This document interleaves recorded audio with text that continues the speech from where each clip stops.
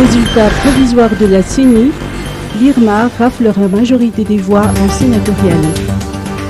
Selon les résultats provisoires annoncés aujourd'hui par la CENI, la plateforme présidentielle Isikariete Merakamni Adraduel a remporté la majorité des voix lors des sénatoriales du 11 décembre dernier.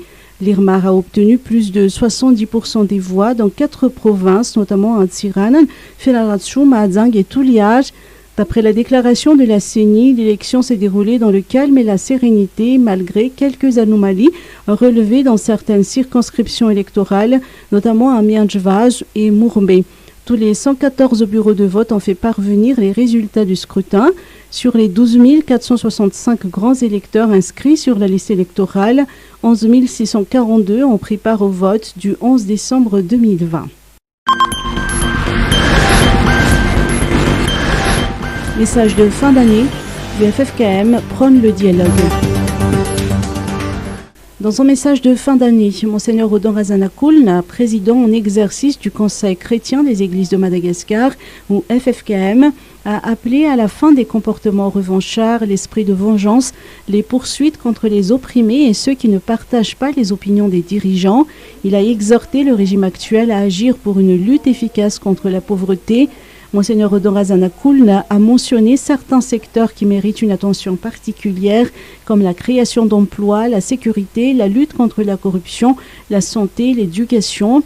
Pour arriver au développement, l'archevêque d'Antananarivo prône l'instauration d'un dialogue franc et l'esprit de tolérance qui sont à la base même d'une solidarité exemplaire. Pour finir, le président du FFKM a souhaité des fêtes de fin d'année dans la joie et la paix à tout le peuple. Mazoriv, 2 ambassadeurs chez le Premier ministre. Madagascar a des potentiels considérables qu'on peut exploiter en termes de partenariat. L'ambassadeur de la République de Corée, son Excellence M. Son Young-ho, est le chargé d'affaires auprès de la représentation diplomatique de l'Indonésie à Madagascar. Son Excellence M. Beniyan Peter Siahan l'ont souligné lors de leur rencontre d'hier avec le Premier ministre Tsak Christian. En tant que nouvel ambassadeur, son Excellence M. Son Young-ho a salué les échanges qu'il a eus avec le Premier ministre, car cela lui a permis de brosser les perspectives possibles de partenariat.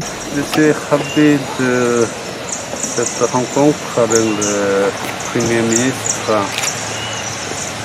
car nous avons pu discuter sur nos futures collaborations.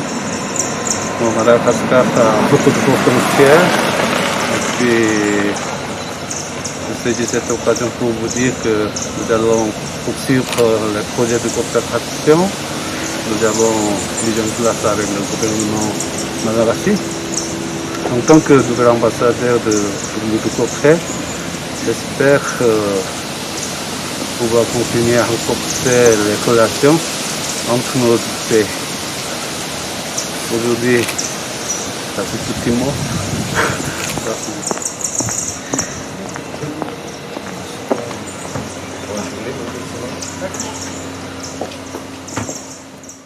De son côté, son Excellence M. Beniyan Peter Siahan a affirmé que l'Indonésie est disposée à constituer une commission mixte pour promouvoir des partenariats entre les deux pays.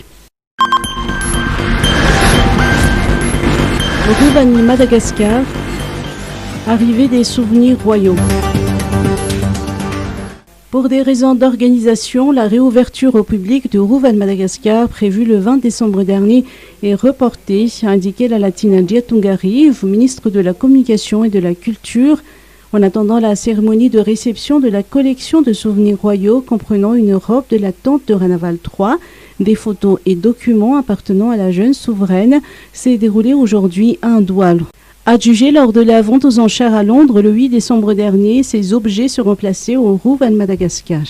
Par ailleurs, la ministre de la Culture a assuré que les démarches sont en cours pour le rapatriement du crâne du roi Tuir qui a été décapité par les troupes coloniales en 1897.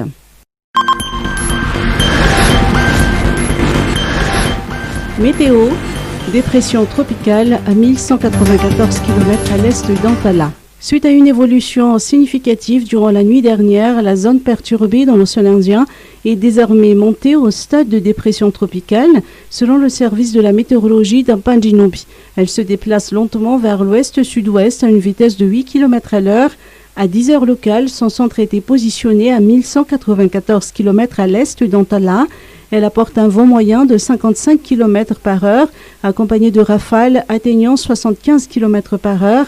Elle pourrait devenir une tempête tropicale à compter de demain. Une alerte verte est lancée dans les régions de Sava, Analanzruf et Toamasna 1 et 2.